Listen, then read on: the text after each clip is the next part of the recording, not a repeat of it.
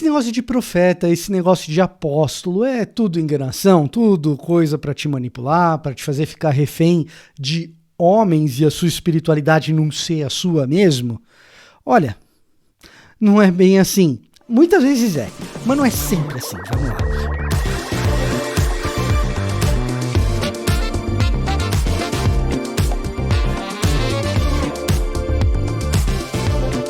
Olá, eu sou o Victor Fontana, esse aqui é o meu canal, ele pode ser um pouco seu também. Para isso basta que você se inscreva nesse canal, ative as notificações, deixe o seu like, o seu comentário. Tudo isso é muito relevante para nós, para o canal chegar mais longe, para a gente conseguir fazer um conteúdo que acesse a cabeça de mais pessoas, faça mais gente pensar. É para isso que a gente está aqui, para fazer a gente pensar. A gente, porque eu e você, eu também tenho que pensar para fazer esse negócio, pô. Aliás, esse canal consome uma grande quantidade da minha massa encefálica, não é fácil fazer vídeo assim quase todos os dias ou todos os dias como a gente tenta fazer por aqui. Aliás, se você gosta de Bíblia, de teologia e não se inscreve, você perde conteúdo que a gente tem aqui, cara, diretaço. Hoje, sem exceção, a gente vai falar de Bíblia, vai falar de teologia, e para isso a gente usa a Bíblia 365, que a gente lê aqui todos os dias. 365 tem precisamente essa conotação, 365 dias do ano, para fazer com que você leia a Bíblia todos os dias, lendo os textos que ela sugere todos os dias. Ao final de um ano você terá lido todo o texto bíblico. Hoje a gente lê a segunda epístola de Pedro, capítulo 3, a partir do versículo 1. Quer acompanhar comigo? Acompanha da Bíblia que você quiser. Quer acompanhar com a 365? O link para você adquirir está aqui na descrição. Diz assim: amados, essa é a minha segunda carta a vocês, e em ambas procurei refrescar sua memória e incentivá-los a pensar com clareza. Olha aí. Refrescar a memória, pensar com clareza. Aqui é Pedro falando com a igreja, e Pedro, tendo autoridade sobre a igreja, sendo um dos grandes líderes, e nesse momento aqui talvez o grande líder da igreja no primeiro século, ele não impõe para aqueles que estão recebendo a carta a doutrina que ele está passando. Ele recomenda e busca fazer com que aquelas pessoas pensem. Veja só, esse é um tema frequente no Novo Testamento, tá? Em Paulo também é assim. Paulo, ele incentiva uma espiritualidade que pressupõe uma renovação da mente, lá em Romanos 12, por exemplo. Da mesma maneira, se você pegar a teologia joanina, ela está frequentemente preocupada em fazer com que aquele que lê faça uma reflexão acerca daquilo que é mentira e daquilo que é verdade. E então, incentivando sempre o leitor ao pensamento. Pedro não é diferente.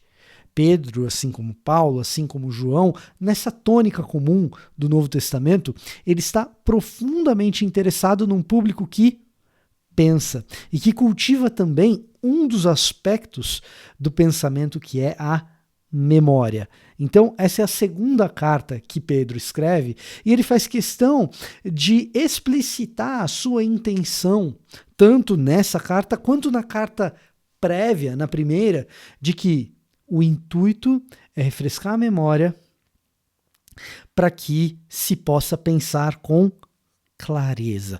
Não apenas é um exercício de pensamento, mas o que Pedro deseja é que, por meio do raciocínio, por meio do exercício cognitivo, os irmãos ali possam pensar com clareza. Isso significa que não existe espaço para algo de misterioso, de inexplicável? Não, claro que não. Quando a gente fala a respeito de Deus, existem coisas que estão além da nossa compreensão. Entretanto, aquelas que Deus revelou para que a gente compreendesse, Pedro faz questão de refrescar a nossa memória para que a gente passe a pensar e entender aquilo sem sombra de dúvida, com clareza. Portanto, quando a gente for falar de apóstolo, quando a gente for falar de profeta, a primeira coisa é que nem o apóstolo, nem o profeta são gurus para que você consulte para cada pequena etapazinha da vida. Não, não. Eles são pessoas que conduzem a reflexão, conduzem ao pensamento. Portanto, tem apóstolo e profeta por aí que não é apóstolo nem profeta coisa nenhuma? Claro que tem. Claro que tem. Aqueles que não querem que você pense, aqueles que dão resposta pronta, aqueles que vivem do seu dinheiro. Ah, sim, esses são falsários. E eles estão por aí aos montes. E todos aqueles que disserem a você que crente não deveria pensar muito, que o exercício do pensamento e do estudo vai te afastar da fé, vai te afastar de Cristo, quando Pedro, na verdade, ele que sim era um líder com toda a autoridade, faz questão de estimular aqueles que estão lendo a sua carta a pensar. Olha só que coisa. Portanto, você que me assiste, a minha recomendação é que você faça o mesmo. Pense bem, discorde de mim. Coloque a tua fé para raciocinar e, ao fazer isso, se eu puder ajudar, ótimo. Mas naquilo que eu falar que parece ser besteira e bobagem, avalie muito bem. Mas Pedro não para por aí, ele fala também o seguinte: quero que se lembrem do que disseram os santos profetas muito tempo atrás. Opa. Aqui, Pedro está dizendo o seguinte: refresquem a memória a respeito do que disseram os profetas. E quando Pedro usa aqui o vocábulo profetas, ele está querendo dizer, e muito tempo atrás, com esse tipo de terminologia, ele está usando um recurso literário, um recurso de linguagem, para abranger os autores do Antigo Testamento de forma geral. Não que todos eles sejam estritamente profetas do Antigo Testamento, como Elias, Eliseu foram profetas paradigmáticos do deserto que profetizaram aquilo que viram contra os reis. Não. Aqui a ideia mais ou menos é a seguinte: os autores do Antigo Testamento, como pessoas que escreveram inspirados por Deus, falam como boca de Deus e assim eles são considerados profetas. Pedro está conferindo autoridade a eles como profetas, ainda que não sejam autores do livro dos 12, né, aqueles que nós chamamos de profetas menores, ou autores como Isaías, Ezequiel, Jeremias, que compõem aí aquilo que comumente a gente chama de profetas maiores. Pedro está estendendo isso para a autoria do Pentateuco, Pedro está estendendo isso para a autoria dos livros de Samuel, de Reis, de Crônicas, etc. Eu quero que você pense, mas pense a partir da tua memória do que disseram esses santos profetas. Portanto, não é apenas um estímulo ao raciocínio puro e simples, mas também ao conhecimento e à apreensão daquilo que está escrito no Antigo Testamento. Você quer testar um profeta? Confronta o que ele diz hoje com aquilo que a Escritura diz. Esse não é um confronto criminoso. Isso não é blasfemar contra o Espírito nem contra o profeta.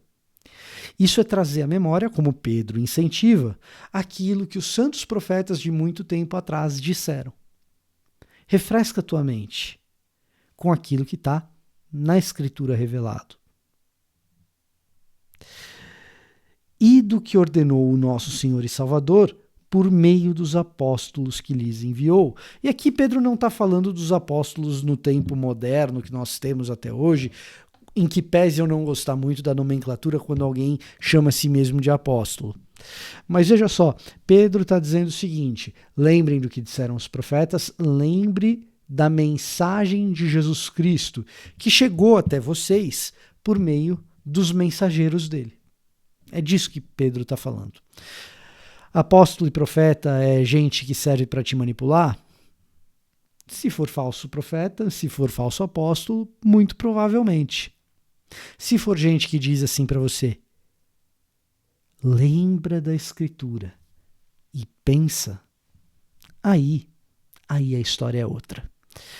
Essa é a espiritualidade do Novo Testamento. A espiritualidade do Novo Testamento é extremamente convidativa ao exercício cerebral.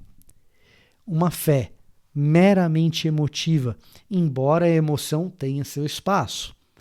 Uma fé meramente catártica, embora a catarse, o choro, o riso tenham o seu espaço.